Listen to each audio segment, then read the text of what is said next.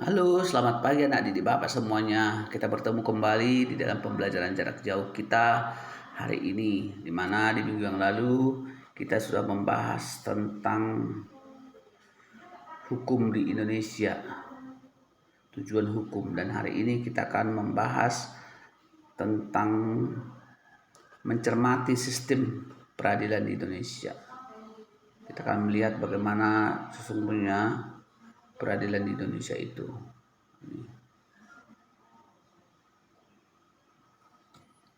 Kita pertama akan melihat makna lembaga peradilan, di mana lembaga peradilan adalah lembaga yang dibentuk berdasarkan Undang-Undang Dasar 1945 yang mengatur proses peradilan di Indonesia bagi pencari keadilan. Berbicara mengenai lembaga peradilan nasional tidak dapat terlepas dari konsep kekuasaan negara, di mana kita ketahui kekuasaan yang dimaksud adalah kekuasaan kehakiman.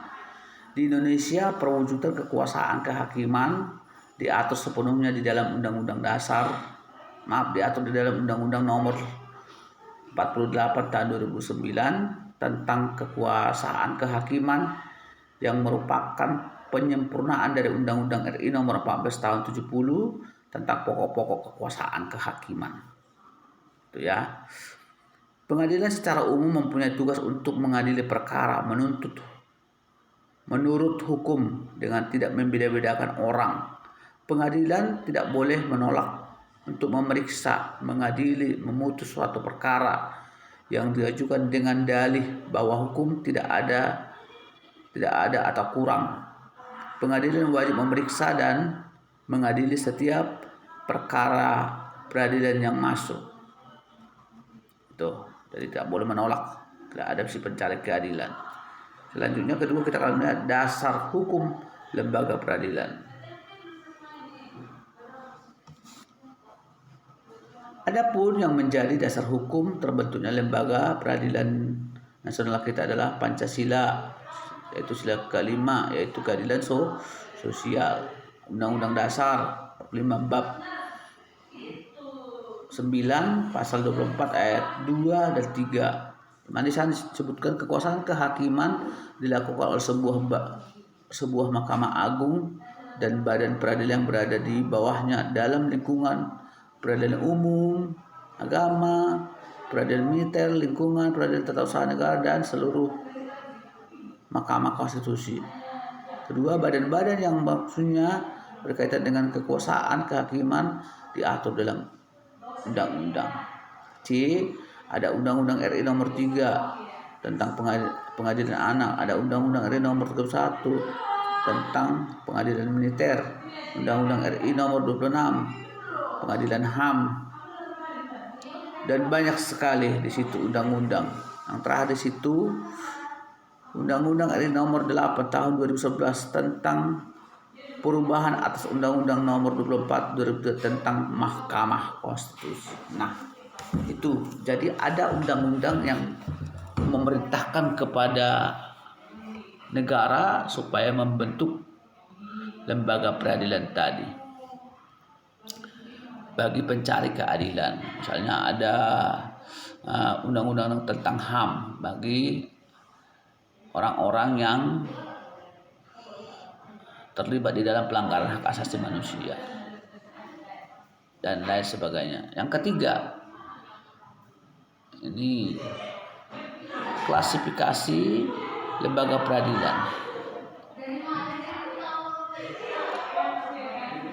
Pada bagian sebelumnya kita menelaah hakikat lembaga peradilan. Nah, pada bagian ini menelusuri klasifikasi atau macam-macam lembaga peradilan yang ada di Indonesia. Kita akan lihat di sana. Pertama, ada lembaga peradilan di bawah Mahkamah Agung.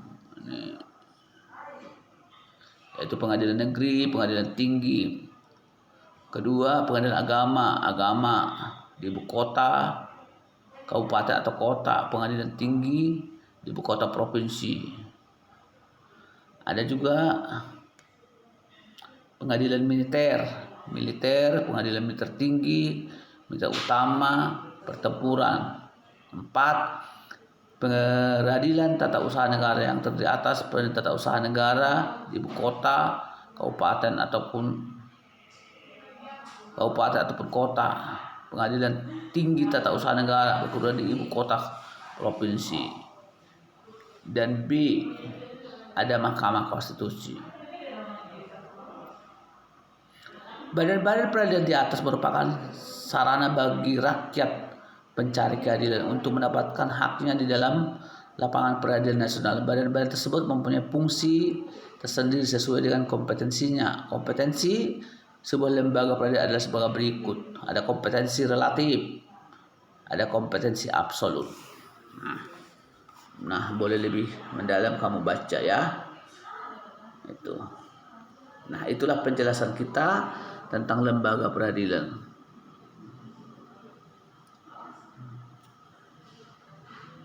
Dan yang selanjutnya nanti kita akan melihat perangkat lembaga peradilan.